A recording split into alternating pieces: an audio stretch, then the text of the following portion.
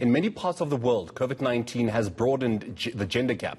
Now, despite women working on the front lines to battle this pandemic, the United Nations is concerned women are underrepresented and underpaid. Tomorrow marks International Women's Day, and the theme for this year's celebration is Women in Leadership, Achieving an Equal Future in a COVID-19 World. The Thabo Mbeki Foundation hosts its annual event this afternoon. Now, for more on this, I'm joined by Geraldine Fraser-Moleketi, a trustee at the foundation. A very good afternoon to you, Geraldine, and thank you so much for your time. So, I want to start with this. There's a strong belief that women are only called upon when things are bad. Is there any truth to this, and is there any positive to take from something like this? Well, there's two things I have to say about that. It's not that women are called on when things are bad. Women are there in the bad and the good.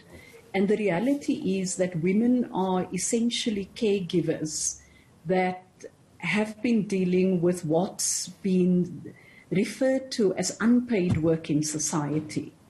And when you look at COVID-19 and you look at the reality that we've lived over the past year, it's women who are largely in the health sector as well, and in the care sector.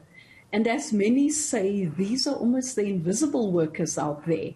And that's why on the eve of Women's Day, as the Thabo Mbeki Foundation, the theme this year, as you have stated, is women lead in leadership, achieving an unequal future in a COVID-19 world. Well, that's the UN Women's theme.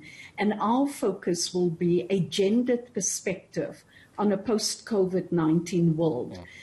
Close quotes, because we also feel we need to look beyond. And this is not unique to us, because when we think back of the Ebola pandemic and when it hit West Africa, there were women in places like Monrovia in Liberia, in Sierra Leone and in Guinea-Conakry, who actually said, we don't just want to focus on the here and now, we also want to be ready as we come out, because at the end of the day, we should look at how we push the needle even during crisis. So I've gone beyond the question you've raised. No, that's great. And you talk about, let's look forward, let's look post-COVID-19. Now, of course, New Zealand, under the leadership of Jacinda Ardern, has been exemplary during the COVID-19 time. So could this be the kind of encouragement the rest of the world needs to put their faith in women to lead? Well, if the world is only going to have to put their faith in women now, it also shows backward thinking. But yes, indeed, we've seen when women have been in leadership in countries that the way in which they've engaged, they've been pretty decisive. I'd also want to go to Kerala in India, where it was a woman health minister who had responded quite swiftly, even before the WHO announced COVID-19 to be a pandemic, and of course a global pandemic. The kind of interventions that steps she took there clearly showed a readiness and ability to turn things around, looking at structures across government. So she very much took a whole of society, whole of government approach at the federal level. So yes, that's the kind of leadership we want to see, and that's what we hope as we talk at 2 o'clock, it's less than an hour from now, that webinar led by the foundation, where Professor Puleng Lenkabule will be delivering this keynote address, that we will respond to questions such as, what are the gendered responses to the COVID-19 pandemic?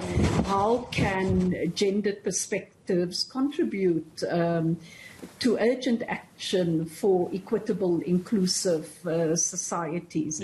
And how can we equitably support girls and women under COVID-19? Just before I let you go, Geraldine, I want to bring it back home. One of President Cyril Ramaphosa's main goals when he took office was to have more women in his cabinet, but he doesn't have a lot of young women. What is it with South African government and not trusting young minds, young female minds?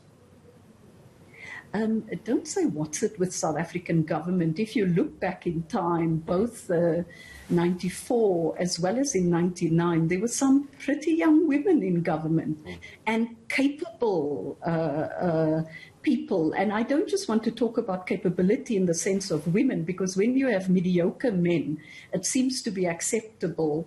And hence, someone like Ambassador Tenjiwe Mtinso says, maybe we'd be equally sort of equalizing the playing field when there are equal numbers of mediocre men and women. But that's not what South Africa needs now. We need people, leaders who are visionary, who are bold, who are ready to take the steps required, and those who will clearly be able to intervene. Because as stated by UN Women, and I quote, a challenged world is an alert world, and from challenge comes change, close quotes. And South Africa must learn from that. We need to ensure that we bring change out of the challenge that we've confronted, because at the end of the day, that's what's going to make us the kind of world that we should be. So as I conclude, I mean, bear in mind this afternoon's webinar is also linked to the Thabo Mbeki Presidential Library and, of course, the Thabo Mbeki School of Governance. You know, we see that as all part of an initiative to contribute towards this change that's required in a challenged world and a challenged country. Thank you. Major Geraldine, thank you so much for your time this afternoon. That is the trustee at the Thabo Mbeki Foundation, Major Geraldine Fraser-Moleketi.